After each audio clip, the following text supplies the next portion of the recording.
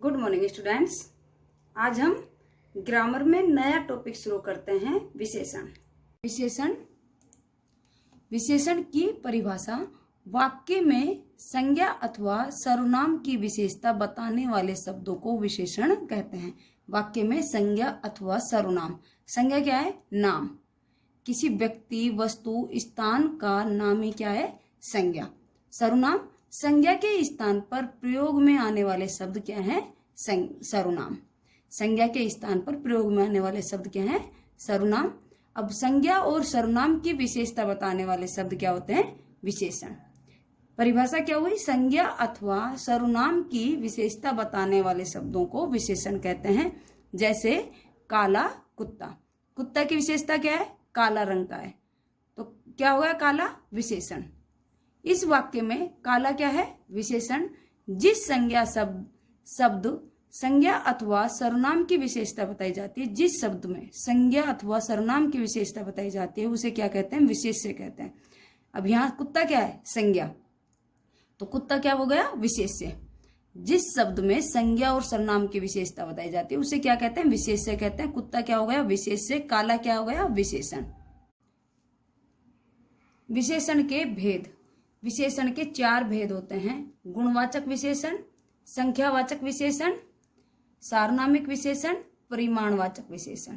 गुणवाचक विशेषण में किसी व्यक्ति की अच्छाई, बुराई, गुण, दोष, आकार, प्रकार क्या बताया जाता है? गुणवाचक विशेषण में। जैसे काला, गोरा, अच्छा, सुंदर आदि। संख्यावाचक विशेषण में गिनती, काउंटिंग। 10 बच्चे, 3 गेंदे। यहाँ क्या बताई जा रही है? गिनती बताई जा रही है। बच्चे कितने हैं? 10। बच्चों की विशेषता है 10 बच्चे हैं, 3 गेंदे हैं। यहाँ संख्यावाचक विशेषण होता है। सार्वनामिक विशेषण में संज्ञा और सर्वनाम की तरफ क्या किया जाए? संकेत किया जाए, तो वहां सार्वनामिक विशेषण होता है। वह व्यक्ति, उस घर, उस महिला आदि। परिमाणवाचक विशेषण जहां मात्रा बताई जाती है, नाप तोल बताई जाती है। नाप का अर्थ क्या होता है? नापना। 1 मीटर कपड़ा, 2 मीटर कपड़ा, तो ये क्या हो गया? नाप। 2 लीटर दूध, 2 लीटर पानी की बोतल, तो ये क्या हो गई? तोल। तो यहां क्या बताया? मात्रा। गुणवाचक विशेषण जो विशेषण शब्द किसी संज्ञा या सर्वनाम के आकार, प्रकार, गुण, दोष, रंग, रूप, स्वभाव आदि का बोध कराते हैं वे गुणवाचक विशेषण कहलाते हैं। जो विशेषण किसी संज्ञा या सर्वनाम के आकार, प्रकार, गुण, दोष, रंग, रूप, स्वभाव आदि का बोध कराते हैं वे क्या कहलाते हैं? गुणवाचक विशेषण कहलाते हैं। जैसे हमें स्वच्छ वातावरण में रहना चाहिए। वातावरण क्या है? संज्ञा। और वातावरण की विशेषता क्या होनी चाहिए? स्वच्छ होना चाहिए, तो ये क्या हो गया? विशेषण। वातावरण क्या हो गया? विशेष्य। अभी मैंने पहले बताया था कि जिसकी विशेषता बताई जाती है वह तो होता है विशेषण, और वातावरण क्या हो जाता है? विशेष्य। संज्ञा सर्वनाम क्या होते हैं? विशेष्य। और जो विशेषता बताई जा रही है वह क्या है? विशेषण। यहाँ वातावरण की विशेषता क्या है? स्वच्छ, तो स्वच्छ क्या हो गया? वातावरण। स्वच्छ वातावरण, स्वच्छ क्या हुआ? विशेषण। वातावरण क्या हुआ? विशेष्य। हमें स्वच्छ वातावरण में रहना चाहिए। अहंकारी रावण मारा गया। रावण क्या है? संज्ञा, और रावण की विशेषता क्या है? अहंकारी था, तो अहंकारी रावण मारा गया। रंजना ने सुंदर नृत्य किया। नृत्य क्या हुआ? संज्ञा, और सुंदर क्या हुआ? विशेषण। तो नृत्य विशेष्य और सुंदर विशेषण।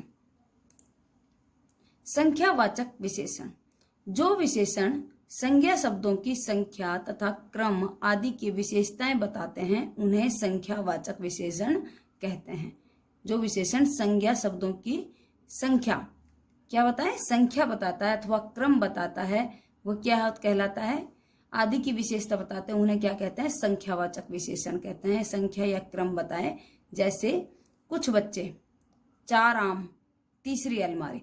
संख्यावाचक विशेषण के 2 भेद होते हैं। कितने भेद होते हैं? 2 भेद होते हैं। निश्चित संख्यावाचक विशेषण, अनिश्चित संख्यावाचक विशेषण। निश्चित संख्यावाचक विशेषण के जिसकी संख्या क्या हो? निश्चित हो। अनिश्चित में जिसकी संख्या निश्चित नहीं हो। निश्चित संख्यावाचक के 6 भेद होते हैं। पूर्णांक बोधक, संख्या का बोध कराए, जैसे 1, 10, 100, 1000, लाख आदि। अपूर्णांक बोधक जैसे पौना, सवा, डेढ़, ढाई आदि। क्रमवाचक जैसे दूसरा, चौथा, 11वां, 50वां ये आदि। आवर्तीवाचक जैसे दुगुना, तिगुना, 10 गुना आदि।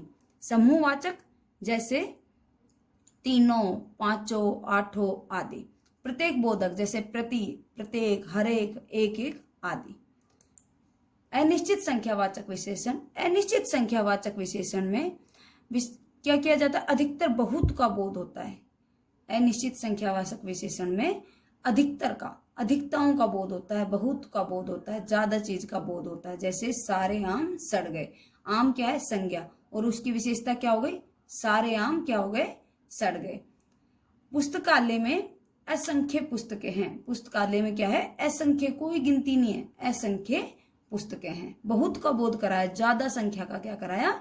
बोध कराया, वहां कोई गिनती ना हो, निश्चित संख्या है उसकी। सार्वनामिक विशेषण। संज्ञा अथवा सर्वनाम शब्दों की ओर संकेत करने वाले विशेषणों को सार्वनामिक विशेषण कहते हैं। संज्ञा अथवा सर्वनाम शब्दों की ओर संकेत करने वाले विशेषणों को क्या कहते हैं? सार्वनामिक विशेषण कहते हैं। जैसे ये लोग कब से खड़े हैं, इसमें कौन सा विशेषण हो गया? सार्वनामिक विशेषण। लोग की विशेषता किससे बताई जा रही है? ये लोग, तो यहाँ सार्वनामिक विशेषण। यह फल बहुत मीठा है। फल, यह फल, फल क्या है? संज्ञा, और यह फल बहुत मीठा है, तो यह क्या हो गया? सार्वनामिक विशेषण। वह मकान बिक गया। मकान बिक गया, कौन सा मकान बिक गया? वह मकान बिक गया, तो वह क्या हो गया? सार्वनामिक विशेषण। परिमाण बोधक विशेषण। जिस विशेषण से किसी वस्तु की नाप तोल का बोध होता है उसे परिमाण बोधक विशेषण कहते हैं। जिस विशेषण से किसी वस्तु की नाप, जैसे 1 लीटर, 2 मीटर, ये क्या हो गई? नाप हो गई, तोलना। 2 किलो, 3 किलो, 4 किलो, तो ये क्या हो गई? तोल। नाप तोल का बोध होता है, तो वहां क्या हो जाता है? परिमाण, मात्रा का पता चलता है, वो क्या हो जाता है? परिमाण बोधक विशेषण होता है। जहां विशेषण में किसी वस्तु की नाप तोल की मात्रा का पता चलता है, उसकी कितनी मात्रा है उसका पता चलता है, वहां परिमाण बोधक विशेषण होता है। जैसे मुझे 2 मीटर कपड़ा दो। 2 मीटर, 2 मीटर क्या हो गया? परिमाण हो गया, उसकी नाप हो गई।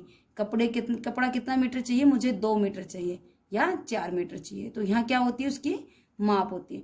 उसे 1 किलो चीनी चाहिए। चीनी की मात्रा 1 किलो चाहिए, तोल हो गई, 1 किलो चीनी चाहिए। मुझे 1 किलो केला चाहिए। बीमार को थोड़ा पानी दीजिए। बीमार को क्या दीजिए? थोड़ा पानी देना चाहिए। बीमार को थोड़ा पानी देना चाहिए। यहाँ कितनी मात्रा हुई? थोड़ा देना चाहिए, कोई निश्चित नहीं है मात्रा।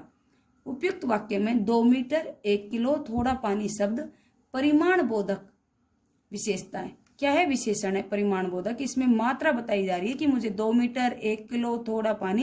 यहाँ मात्रा का क्या कराया जा रहा है? बोध कराया जा रहा है, तो परिमाण बोधक विशेषण है। परिमाण बोधक विशेषण के 2 प्रकार होते हैं। निश्चित परिमाण बोधक, अनिश्चित परिमाण बोधक। निश्चित का अर्थ होता है निश्चितता, इतनी मात्रा में ये वस्तु चाहिए मुझे, 1 किलो चाहिए, 2 किलो चाहिए, 2 मीटर चाहिए, 5 मीटर, यहाँ निश्चित मात्रा का पता चले।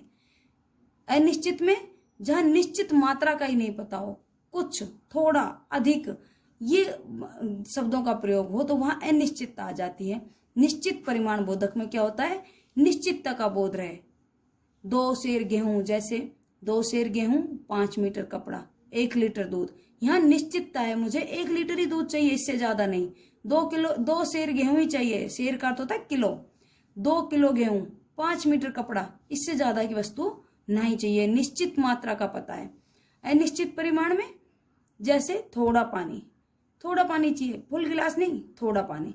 और अधिक काम, कुछ परिश्रम। परिमाण बोधक विशेषण अधिकतर भाववाचक, द्रव्यवाचक और समूहवाचक संज्ञाओं के साथ आते हैं। परिमाण बोधक विशेषण अधिकतर भाववाचक संज्ञा, ये द्रव्यवाचक और समूहवाचक संज्ञा किसके भेद हैं? जातिवाचक संज्ञा के भेद हैं। तो जातिवाचक संज्ञा के या भाववाचक संज्ञा के साथ में ही इनका प्रयोग होता है। परिमाण बोधक विशेषण का प्रयोग अधिकतर भाववाचक, जातिवाचक संज्ञा के साथ होता है, और द्रव्यवाचक और समूहवाचक संज्ञा, जातिवाचक संज्ञा के ही भेद होते हैं। अनिश्चित में क्या नहीं होती, मात्रा की कोई निश्चितता नहीं होती। निश्चित में मात्रा निश्चित होती है। 2 सेर गेहूं, 5 मीटर कपड़ा, 1 लीटर दूध, ये क्या है, निश्चितता है। और अनिश्चितता में निश्चितता नहीं होती, थोड़ा, अधिक, कुछ, इन शब्दों का प्रयोग होता है निश्चित परिमाण बोधक विशेषण में। Thank you class.